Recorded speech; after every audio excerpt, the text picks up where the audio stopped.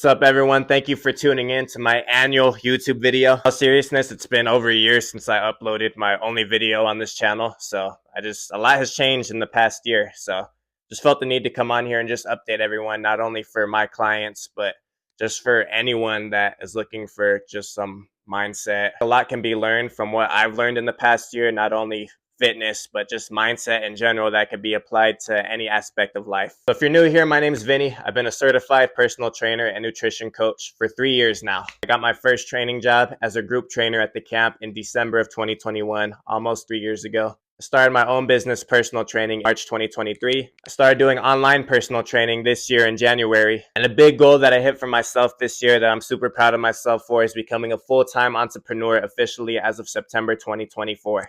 So I do not have a job. I'm a hybrid personal trainer. I coach online and in person full time. And it's the biggest blessing, man. And I honestly owe it all to the 3 years I spent at the camp working for other people. It's when you start a business, it's not all going to be sunshine and rainbows for the first year, 2 years, 5 years. But something I've learned is a shitty plan that's consistent will work eventually if you don't give up. It's much better than the most perfect plan that's inconsistent. As long as you have a clear vision and you know exactly what you want, if you don't give up, it will happen.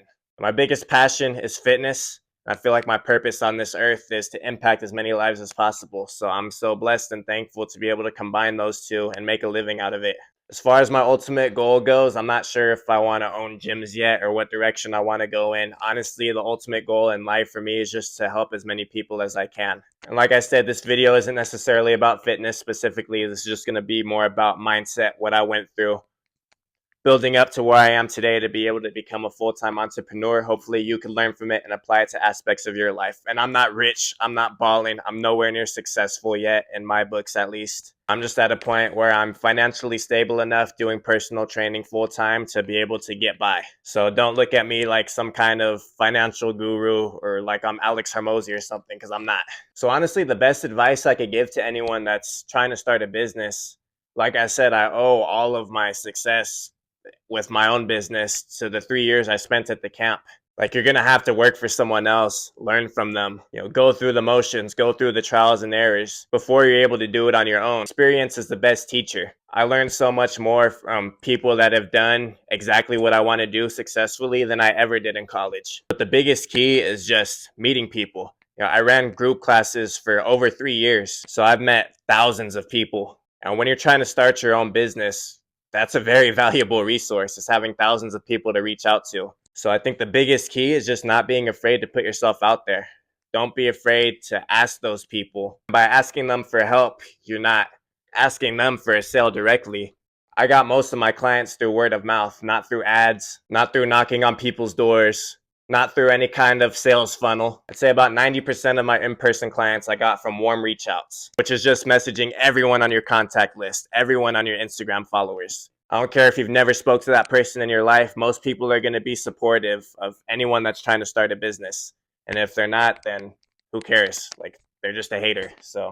But anyways, when you message these people, you're not trying to sell them directly. Like I stated before, the goal is to help as many people as possible. If you have a business, that should be your goal too. Because the purpose of a business is to contribute to the world, not necessarily to make money. Making money should be a byproduct of the service that you're offering the world. So I could reach way more people if I reach out to a contact on my phone saying, "Hey Alan, hope you're doing well. I recently started my own personal training business. I'm new to this, but confident that I could deliver excellent results. Would you happen to know anyone that would be interested?" Quite often, Alan will be the guy that says, "Hey, yeah, man, I'm interested." But if you don't get that out of Alan, I didn't ask Alan directly if he's interested. I asked him if he knows anyone that's interested.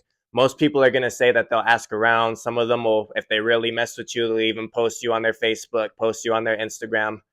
So instead of one message getting me one lead, one message is getting me however many leads that person that I'm messaging is willing to reach out to, which sometimes it could be a couple, sometimes it could be 1,000 if they post on their Instagram. That's why I truly believe warm reach out is the most powerful tool for starting a business. You literally just have to put yourself out there, man. I was the most introverted person on earth before I became a trainer. The experience has got me to open up to people. I'm not afraid to talk to people now. I'm not afraid of looking goofy. And if you have those insecurities, this goes back to you're offering a service to the world. Your purpose is to help people. How can you help people if you're afraid to talk to people? So put your ego to the side. You're going to get rejected hundreds of times, which is good. It builds character. If for every 100 no's you get one yes, all you have to do is reach out to 1,000 people and you have your first 10 clients. So best advice I could give to anyone that's just starting any kind of business: message everyone in your contacts, message every one of your Instagram followers, message every one of your Facebook friends. People will leave you on red. Hell, some of them might even block you. But I guarantee you'll get your first few clients, get your first few customers off of that. You can't tell me it doesn't work, because I built a full-time personal training business with 90% of my customers coming from warm reach out. The other 10% has probably come from Facebook ads, social media posts, etc. But the foundation of my training business was built on just putting myself out there. You don't even have to go out in public and talk to people. We have a cell phone that connects you to the entire world. Most of you have an Instagram account. Most of you, I'm sure, have at least 50 contacts on your phone. Message those people. And like I said, it's not going to be easy at first. When I first started personal training, I was charging like minimum wage for a training session. Some business gurus or whatever will tell you not to do that. They'll tell you you're undervaluing yourself. But what do you know when you're first starting a business? You don't have any testimonials. You don't have anything to prove. So yes, you do have to undercharge when you're first starting a business. If a guy comes up to me and says, "Hey man, I just became a bodybuilding coach. Would you like to be my first client? I'm going to charge you $400 a month." I'd be like, "Bro, like, do you have any proof? Like, who have you helped?" And if he doesn't have any proof, no, you're not going to charge me $400 a month. But if this guy comes up to me and says, "Hey man, I'm just starting out as a bodybuilding coach. I really need to get my first few clients in. I'm very confident that I could get you some serious results. This is how much the pricing usually goes in this industry. I'm going to charge you this since I'm just starting off. We're doing each other a favor here." I would help that guy out. I respect the drive. I respect the hustle. I respect that with him lowering his price point, I feel like he genuinely wants to help and he's not just in it for the money. And that's how I started, bro. I was undercharging like hell for my first few clients. I even trained people for free, which I don't recommend. Don't offer your service for free, because those people aren't going to be as committed as someone that is actually making a financial commitment. But definitely don't charge industry average when you're first starting out. Like I said, these businesses can take years to build. So don't expect to be Bill Gates after your first month.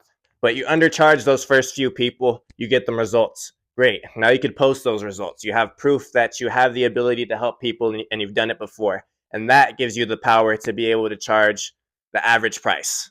When you have a few people that can prove that you can do what you say you're going to do. Not only do you have that to your name now, but you have those people that you worked with that are going to tell all of their friends about you. Literally all it takes is a few people. Next thing you know, if like as a personal trainer, there's only so many hours in a week I could work. So it didn't take long to get to the point where I have to turn people down because I don't have time slots available. This is pretty much how I did it in a nutshell. A lot of failure went into it. I've been scammed for thousands of dollars before. Definitely learned a lot of lessons along the way. It wasn't as smooth as I'm making it seem in this video. I've had months where I felt like I should just get a regular job and let this all go. I've considered going back to school, but I knew what I wanted. I know what I'm doing is a good thing that could help people. I know I'm not in it for the money, even though I do need the money to make a living.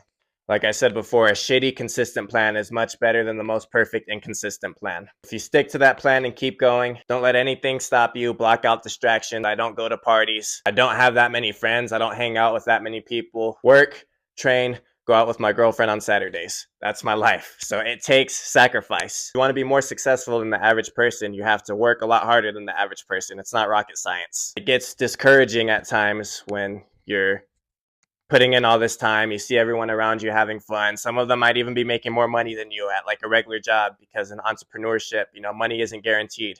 But I promise you, if you stick to that plan and you keep going and you're doing what you love, don't forget about that. You're doing what you love and they're not. They're at a regular job. Not that you should compare yourself to anyone, but if you do get in that mindset, just keep that in mind. And it will work out eventually. You get out what you put in. If you want to be better than the average athlete, better than the average bodybuilder, you have to put in more time. Of course, the guy that sends out 100 messages a day is going to have a lot more clients than the guy that sends out 10 messages a day. So if you want more, do more. Anyways, I hope you're able to take something positive out of the message of this video. Once again, extremely blessed and thankful to be where I'm at right now, to be doing what I love full time. I hope this could help inspire you in some way to just lock in and pursue your goals no matter what obstacles or doubts may come into your mind.